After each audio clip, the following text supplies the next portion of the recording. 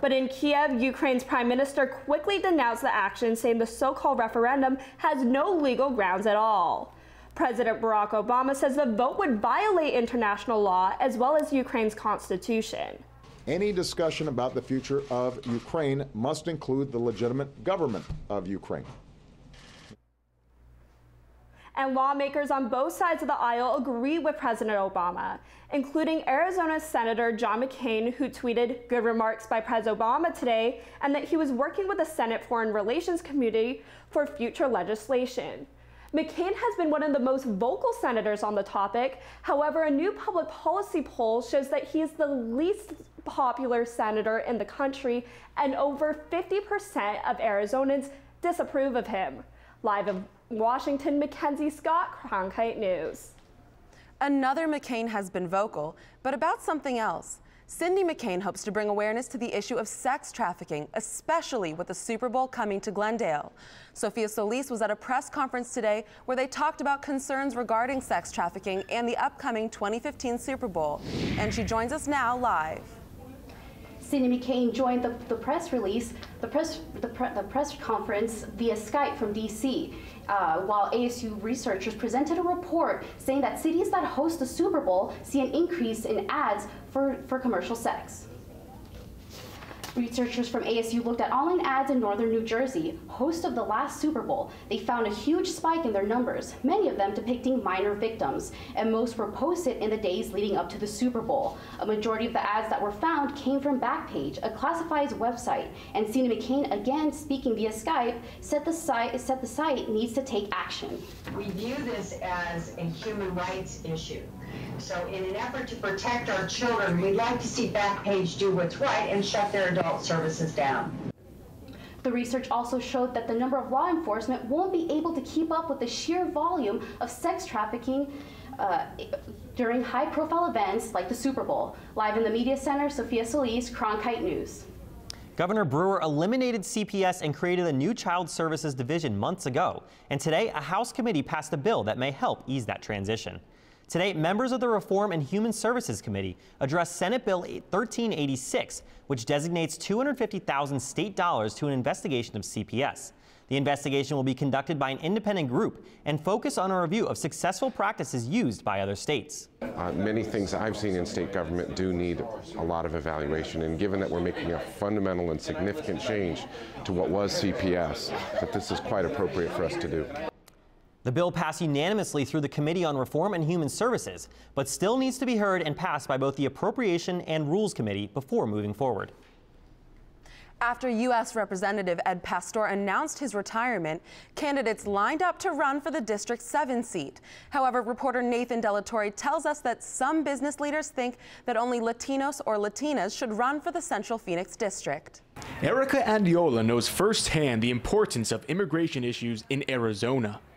After being arrested at a hunger strike protest, she hopes that a Latino will win the open seat for District 7. I think that this district is definitely looking forward to someone who can represent the Latino community, and who better to represent the Latino community than a Latino himself. Andiola is referring to immigration attorney Jose Peñalosa, who is one of the Latino candidates running for the position.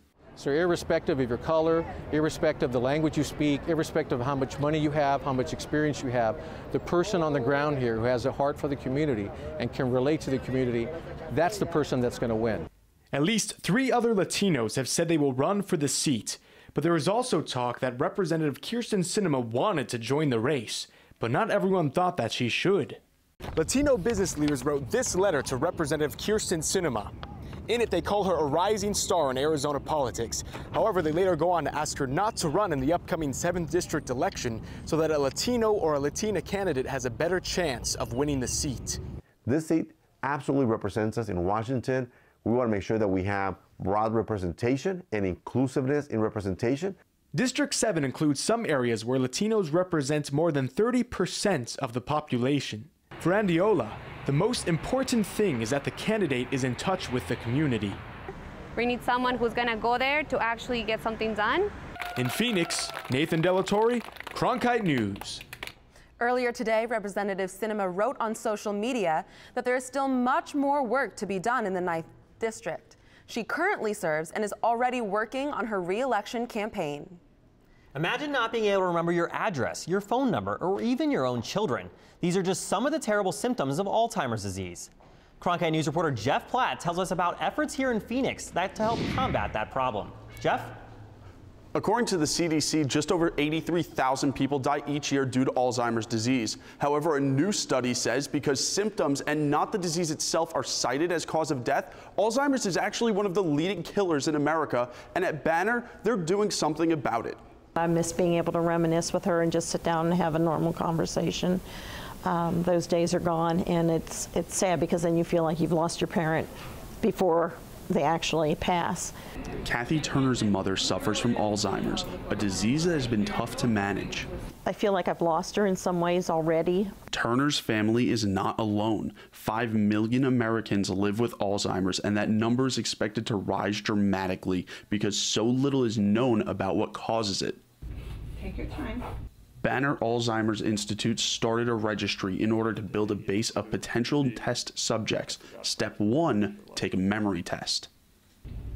Let me give you a clue. I took the test and scored in the range considered normal. That makes me a much sought after candidate for clinical trials. 80% of research studies are delayed because of recruitment challenges. An Alzheimer's registry can help solve that problem. The registry currently sits at just about 30,000 people, but for Banner, that is not enough. 250,000 people nationwide, and we chose that number as a very ambitious goal. And that ambition could save families like Turner's. Took the phone immediately and registered my husband and I to come in so that we could see what was going on, because we're worried who's going to take care of who if we both have it. Anyone who wishes to join the free registry can sign up at endalznow.org at the Alzheimer's Prevention Initiative, and all you need is an email address. Jeff Platt, Cronkite News. Coming up on NewsWatch. Maintaining safety on public buses is on the minds of Tempe Police. We'll talk about their efforts. And with spring break right around the corner, it's as important as ever to know your limit. Imagine being stranded. Needing 16,000 points for them. From TV banks to computers. Cronkite NewsWatch starts right now.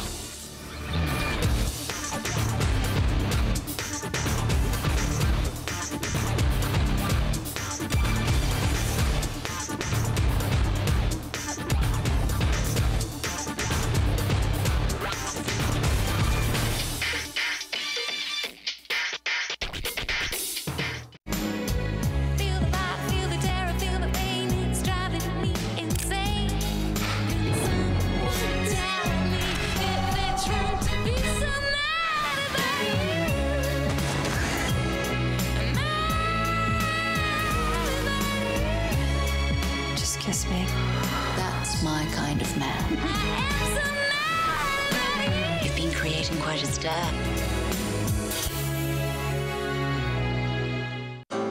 The winter you've been waiting for is on PBS. You must choose either death or life. All the drama. There's going to be changes at downturn. It's getting harder to say no. The adventure. The waves are breaking all around us. And the spectacle of nature. We're going to show how special these animals are. Come in from the cold. Support the one place that can take you any place.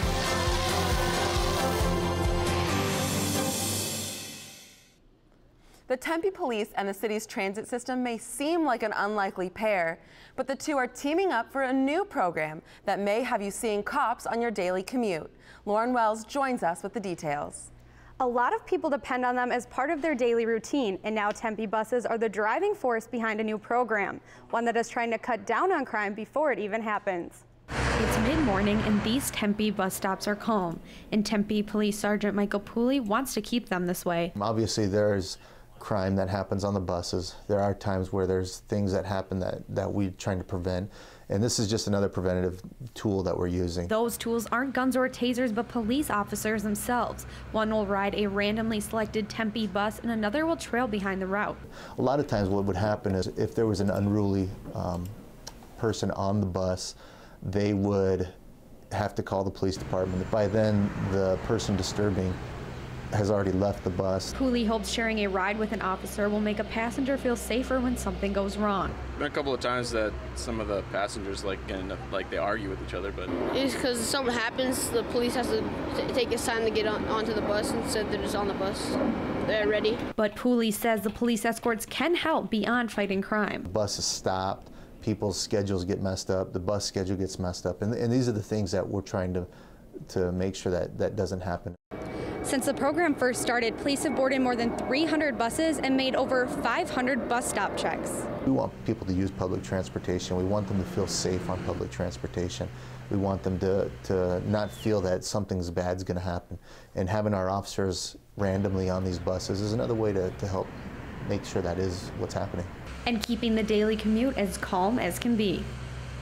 Tempe Police plan to continue this pilot program until July. That's when the department will decide whether officers will make it a permanent part of their routine or the program will be dropped. I'm Lauren Wells, Cronkite News. It's not often that partygoers happily high-five police officers while taking a breathalyzer test. But that's exactly what's happening in Scottsdale. Cronkite News reporter Kaylee Formicella shows us how the Scottsdale DUI task force is getting its message out. Kaylee?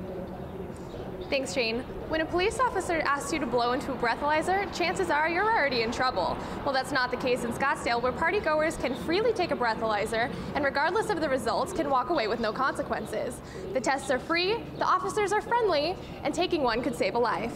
130, so you're right up there too. On a Scottsdale DUI patrol, Sergeant Tom Jensen is on a personal mission. We needed to have an approach that was more effective than just enforcement and to get people to make the good decision. That decision is to not get behind the wheel when you've had too much to drink. Ronald Frank David 9002. 3 years ago, Sergeant Jensen himself was hit by a driver with a blood alcohol level of .20, almost twice the legal limit.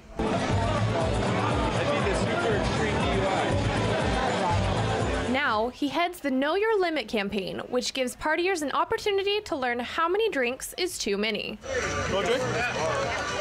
Not even severe thunderstorms can stop the Scottsdale DUI task force. Rainy conditions have made it even more difficult for drivers out here in Arizona. That's why the DUI task force is out here offering free breathalyzers to anyone that may have been drinking. Once a month, police from all over the valley join forces with the Scottsdale PD to roam around the bar district to talk one-on-one with partygoers. Partygoer Allison Flake only blew a .047, but she says the free breathalyzer helped her be more aware. I think it helped a lot. I think it would help a lot of people that drink way more than I do and still drive. Some partygoers have even purchased their own breathalyzers to be able to better assess their condition on their own. All it takes is being mindful. And I call those DUI preventions. Those are people that thought they were okay to drive, and we were able to educate them to the contrary. Education that Jensen hopes will motivate partygoers to take the wheel when it comes to being safe. Before the program started back in 2010, there were 5 people that were killed by impaired drivers. Well, last year there were none, and the city's DUI arrests have also dropped by the hundreds every year. The only change police have made is implementing the Know Your Limit program. Live from Phoenix, Kaylee Formicella, Cronkite News. Coming up on NewsWatch. We're taking an in-depth look into the budget of the biggest city in the valley. Find out why Phoenix workers fear they could lose pay and why your emergency services could be delayed. Clear skies and butterflies as we head into the weekend. Find out more on your weather next. NewsWatch is one of the really big things I will always remember for the rest of my life. You're lugging around all of your equipment, you are doing all of the work, and that's what makes it so fulfilling to me. Being an anchor, I think, is a privilege. I enjoy every moment of it. Seeing your show on air, it is one of the most surreal feelings ever.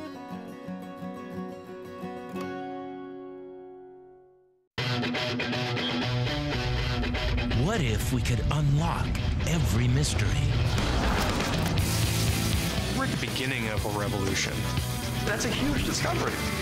That's never been done before, ever, anywhere. Touchdown. No one feeds on curiosity like PBS. Give to your PBS station so future generations can keep asking, what if? I am a chef. I cook for a living.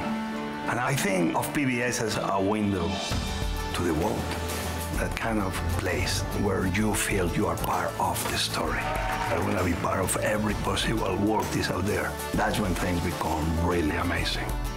And when you are able to see stories that make you wonder, makes you think, that's what really makes PBS so meaningful. And that's the kind of TV we need to be supporting today.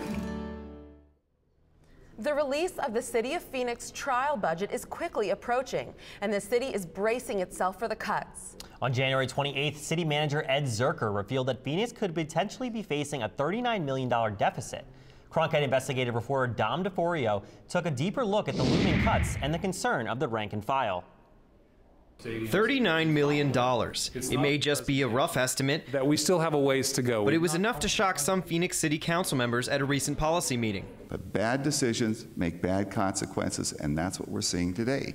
In the wake of the news, the city is exploring solutions that the local union says includes a controversial new approach to paid time off for city workers. The city wants to try to balance this budget or bounce this budget off the employees' back. It's just very demoralizing. It's just demoralizing, you know. It would give 6.5 days of combined vacation and sick leave to city workers who have worked for the city less than 5 years. That's about 3 full days less than they have now. Word of the budget deficit has employees like William Bakehouse worried. The fleet services worker repairs city vehicles like the ones used by police officers, firefighters, and paramedics. Back here behind the body shop where Bakehouse works every day, you can see that there are still a ton of vehicles that need repair. Bakehouse tells me it could take several months for him and his single other coworker to get through the amount of vehicles you see behind me. The 7-year veteran fears each time the city needs to pinch a few pennies, the burden tends to be shouldered by city workers. You know, we're doing more with less here. According to documents released by the city, municipal jobs are at their lowest levels since 1970. At the same time, the population has increased by almost 1 million residents, according to census data. The city manager's office declined to comment on the proposal or reveal how much money it could save. But City Council member Jim Ware is confident city leaders can find ways to make up for the deficit that won't have a direct impact on its workers. There's not been a willingness I've seen in the past to cut a whole lot. There certainly hasn't been a willingness to defy the union. The city's proposal applies to Unit 2 workers, which includes the fire department. Fire Station 61 Captain Mark Vanacore worries that cuts like the ones outlined in the proposal could affect emergency services. Instead of getting a truck to somebody who's having a medical emergency in under 5 minutes, that response time could be pushed to 6, 7, 8, 9, 10 minutes or more. According to the Phoenix Fire Department, emergency services were affected when firefighters took a 3.2% wage cut and 4 voluntary furlough days between 2010 and 2012. Keep in mind, the city had a deficit of over $200 million then. It's just resources getting whittled down, which ultimately impacts the way that we deliver service. Valley firefighter and city council member Daniel Valenzuela acknowledges that any sort of cuts moving forward could affect city services. You know, anything and any service can actually be affected. They took away money from us and now they want to take away more. And for me, that worries me because I'm already worried about making ends meet. It's important to note that we repeatedly asked the city manager's office to comment on the budget proposals, but the office declined, citing ongoing negotiations. Meanwhile, city council members say they're focused on coming up with a solution. The Phoenix Budget Research Department says the trial budget will be presented to the public March 25th. The city council will hold hearings to discuss which of the areas of the city are most important to fund. For the investigative team, Dom DeFurio, Cronkite News.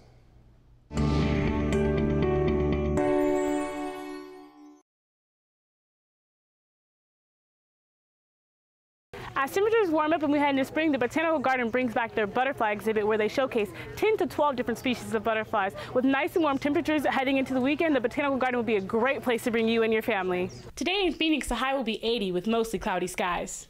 As you can see on the satellite radar, there is strong rain and thunder coming from the Gulf Coast, hitting some of the states in the south and southeast area. Over on the west coast, states are being hit with some rain, which is typical for those northwest states. And storms are affecting temperatures across the nation. 50 in Portland, 62 in San Francisco, 66 in Miami, and 39 in Atlanta. Back in Arizona, temperatures will cool off tonight with 26 in Grand Canyon, 31 in Flagstaff, but decent in the southern part of the state with 54 in Tucson. Don't worry though, we will warm back up tomorrow. It's going to be a warm day in Yuma with a high of 87, 79 in Bullhead, and 78 in Tucson. Going to be a beautiful weekend and week as we head into the next 5 days. High of 80 tomorrow with mostly clear skies, high of 81 on both Saturday and Sunday, and warming up to the mid-80s as we head into the week. That's it for your Cronkite weather. I'm Taylor Bryant. Coming up on NewsWatch. Blockbuster moves throughout the NHL yesterday as the trade deadline ended. And we'll take a look at a local All-American who is swinging her way past her competition and straight into the headlines when Cronkite News returns. A tradition of excellence, integrity, and innovation. The second I came in, I fell in love with the program. The Cronkite School propels students into the new era of journalism. Students are learning. Digital, entrepreneurial, and collaborative labs encourage students to shape the future of the industry, and the industry is watching. We have come here to meet with students at the Walter Cronkite School of Journalism. The Cronkite School, the journalism school for the digital age. What if television could sweep us away to another time and place?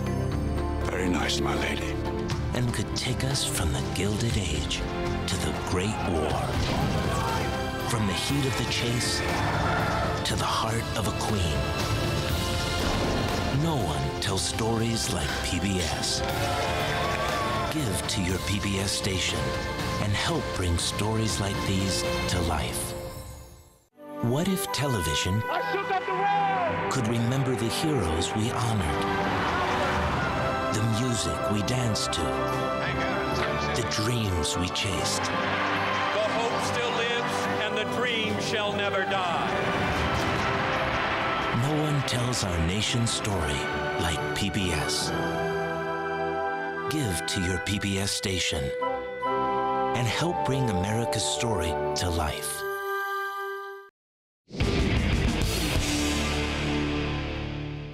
Big blockbuster trades yesterday in the NHL, but one trumped them all. The New York Rangers and the Tampa Bay Lightning swapped leaders just before the deadline.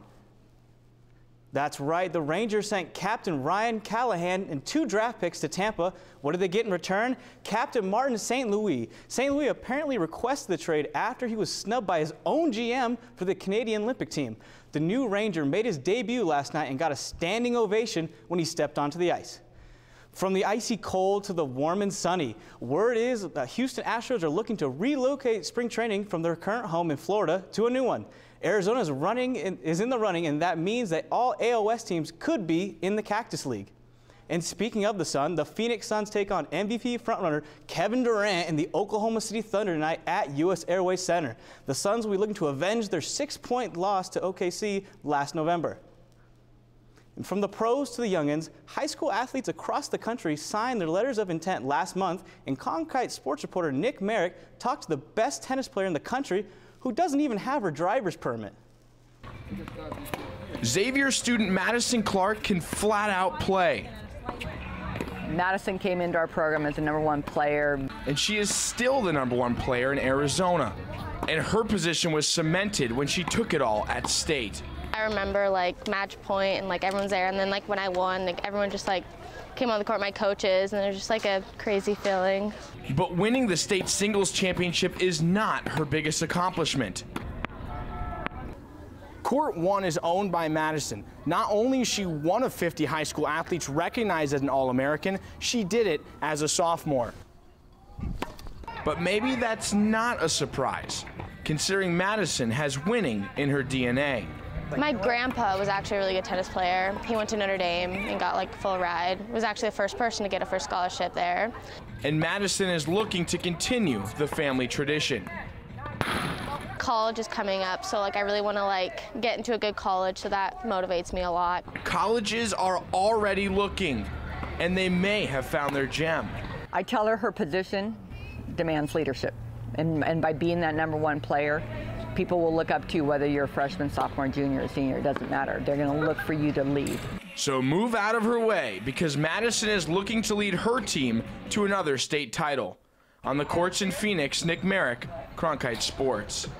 Madison looks to start the season off strong tomorrow at the Kiwanis Invitational. In a must-win game. But that's cliche. Doesn't change the fact that the game tonight between the ASU Sun Devils and the Oregon State Beavers is a must-win for both. The Devils and the Beavers want to improve their Pac-12 tournament seeding with a win. That's it for Cronkite News Watch tonight. Thanks for joining us this evening. Have a great evening.